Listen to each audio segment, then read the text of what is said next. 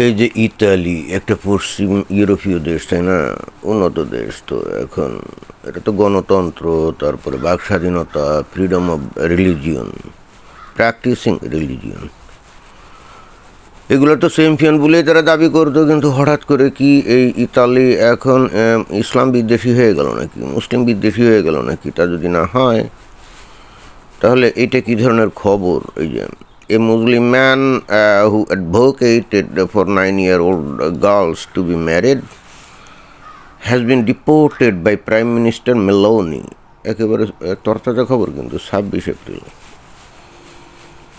তো এই খবর কি বলছে যে একজন মুসলমান যে নাকি মানে প্রচার করছিল কি যে 9 বছর বয়সী নারীদেরকে বিয়ে করা যায়, তো এইটা ওই ইতালিতে বলছে, বলার সাথে সাথে তারা কি ধরে ডিপোর্ট করে দিয়েছে, মানে ইতালি থেকে বের করে দিয়েছে। ঘটনা একটু ভালো করে পড়া যায়। এই যে খবরটা এখানে আছে, Italian authorities under PM Giorgia Meloni deported Pakistani-born Imam Ali Kashif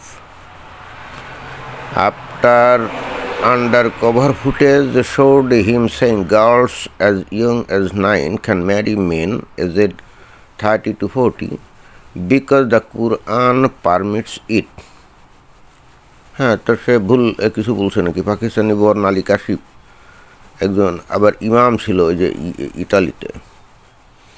তো সে একটা মনে হয় যে মসজিদে যখন খুতবা টুতবা দিচ্ছিল তখন এটা বলছে যে 9 বছরের মেয়েকে 30-40 বছর বয়স্ক যে কোনো পুরুষের সাথে বিয়ে দেওয়ানো যায় বা বিয়ে করা যায়, কারণ কোরআন এটা অনুমতি দিয়েছে।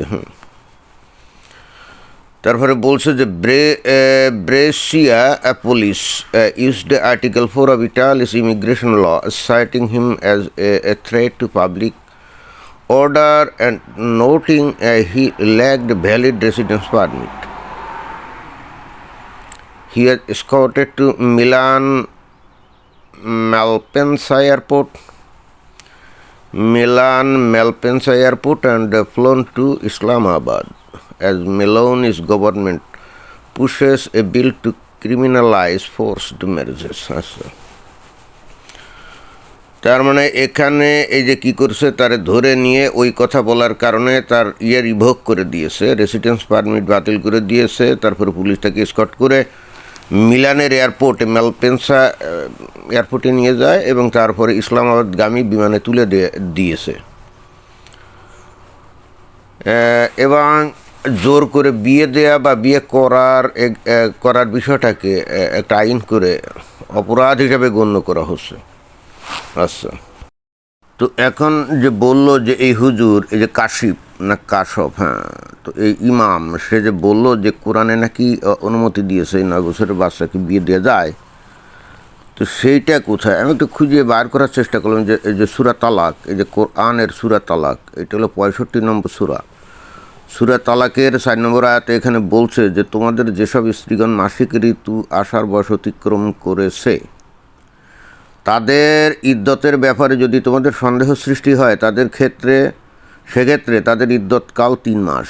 আর যারা অল্প বয়স্কা হওয়ার কারণে এখনও ঋতুমতি হয়নি, অর্থাৎ ওই যে মানে 5, 6, 7, 8, 9 বছর বয়সী আর কি, ঋতু এখনও হয় না। তো যাদের ঋতু হয় না তারা কত, নর্মালি আমাদের বাংলাদেশের 13-14 বছর থেকে ঋতুমতি হয়, তাই না? তো এটা হলো যে শিশুদের কথাই বলছে, এখন এই ঋতুমতি হয়নি, এ নিয়ম তাদের জন্য।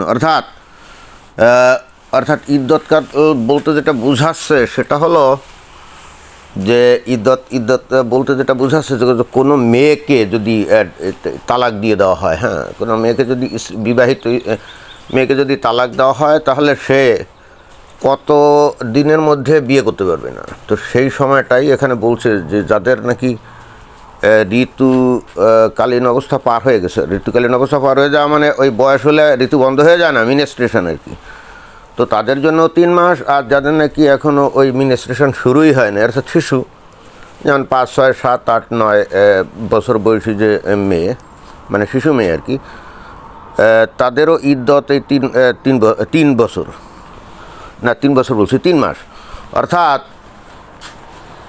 অর্থাৎ মানে বিয়ে হয়েছে এই জন্যে তালাক, তাই না? তালাকের বিষয়টা কখন আসে, যে এই ইদ্যতের বিষয়টা কখন আসে, যে বিয়ে হয়েছিল তালাক হয়ে গেছে, এই তো। কারণ এখানে শিশুর বিয়ে হয়ে গেলে পরে তারা যদি কেউ তালাক দেয়, দেন তারও ইদ্যত 3 মাস হবে। এইটা কোরআনে এটাই অ্যালাউ করে, এই শিশু বিয়েটা অ্যালাউ করে। আর তাছাড়া এই খোদ এই বিষয়টা তো নবী নিজেও করে দেখিয়ে গেছেন, তাই না? ওনার বয়স যখন ওই যে 51 বছর বয়স, তখন 6 বছরের আয়েশাকে উনি বিয়ে করছিলেন না?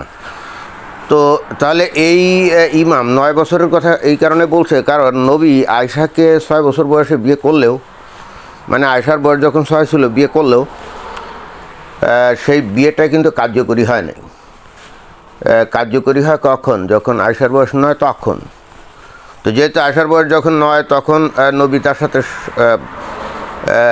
বাসর ঘর করেন, অর্থাৎ নবীর বয়স তখন 54। এই জন্যেই বস্তুত এই মুসলিম সমাজে এই 9 বছর বয়সের শিশুদের বিয়ে করার ব্যাপারে অনুমতি দেওয়া হয়। এটা কোরআন দ্বারা সিদ্ধ। আর খোদ নবী, যিনি নাকি সর্বশ্রেষ্ঠ মানুষ সর্বকালের, যাকে নাকি অনুসরণ করতে হবে, উনি নিজ জীবনেও এই বিষয়টা দেখিয়ে গেছেন যে হ্যাঁ, শিশু বিয়ে করা যায়। ওই যে এই সমস্ত বিষয় আশা যখন চলে আসে, তখন অনেকে বলে যে এইটা তো ওই 1400 বছর আগে আরব এই ধরনের একটা নিয়ম টিয়ম ছিল, সেইটাই।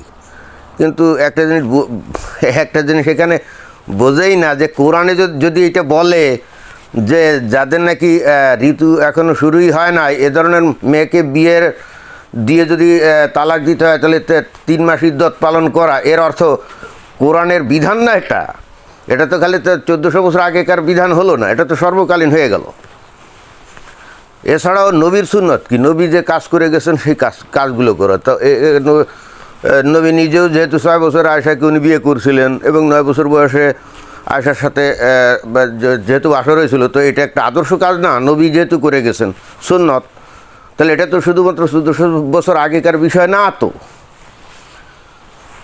এটা তো সর্বকালীন হয়ে যায়। অর্থাৎ মানে এই অনেকে এসে বলে কিন্তু 1400 বছর আগে এরকম নিয়ম টিয়ম ছিল, এটা কি এখন আসে নাকি? কিন্তু এটা বোঝে না যে কোরআনে যদি এটা বলে দেয়, তো এটা তো চিরকালীন হয়ে যায়। খোদ নবী যদি নিজে করে যান, এবং সেটা চিরকালীন হয়ে যায়। এবং মুসলিম দেশগুলোতে যে বস্তুত অল্প বয়সী মেয়েদের যে বিয়ে দেয়, ওই কারণেই যে দেয়, সেটা কিন্তু তারা ভুলে যায়। যাই হোক, সেটা বানিয়ে সানিয়ে যুক্তি দিলে কিছু তো করার নাই, তাই না? কিন্তু কথা হচ্ছে যে এই ইমাম সাহেব ইটালি গেছিল, এখন সেখানে তো ওই যার যার ধর্ম প্রচার করতেই পারে। তো এই যেহেতু ইসলামে 9 বছরের মেয়েকে বিয়ে দেওয়ার বিধান আছে, এটা কোরআন বলে, নবী নিজে করেছে, তাহলে এই ইমামের দোষটা কি? মানে এই পশ্চিম দেশগুলোর সমস্যা কি? ওরা বলছে এই তোরা তোদের ধর্ম পালনও করতে পারবি, কোনো সমস্যা নেই, প্রচারও করতে পারবি, কোনো সমস্যা নেই। কিন্তু যখন এই ধর্মের বিষয়গুলো প্রচার হচ্ছে, তখন আবার সেটাকে ক্রিমিনালাইজ করা হচ্ছে, অর্থাৎ তখন সেটাকে অন্যায় হিসেবে গণ্য করে ফাঁসা লাথি দিয়ে বের করে দিচ্ছে। এটা কোন ধরনের কথা? তো যদি তাদের মনে হয় যে ইসলামের বিধিবিধান এগুলো ওয়ান কাইন্ড অফ ক্রাইম, তাহলে তারা ক্লিয়ার কাট বলে দেবে না যে তাহলে আমাদের দেশে ইসলাম প্রচার করতে পারবে না, আর Islam is nothing but a criminal ideology, এরকম বলে দেবে না? মুখ দিয়ে বলবে তোমরা তোমাদের ধর্ম পালন করো, কোনো সমস্যা নাই, ফ্রিডম অফ রিলিজন। কিন্তু যেই ধর্ম পালন করতে যাবে, যেই ধর্মের বিষয় বলতে যাবে, তখন বলবে তুমি অন্যায় করছো, তুমি ক্রাইম করছো, তারপরে ধরে ঘাট ধাক্কা দিয়ে দেশ থেকে বের করে দিবে। এটা তো আমার কাছে কঠিন একটা অন্যায় বলে মনে হচ্ছে। আপনারা কি মনে করেন? ধন্যবাদ।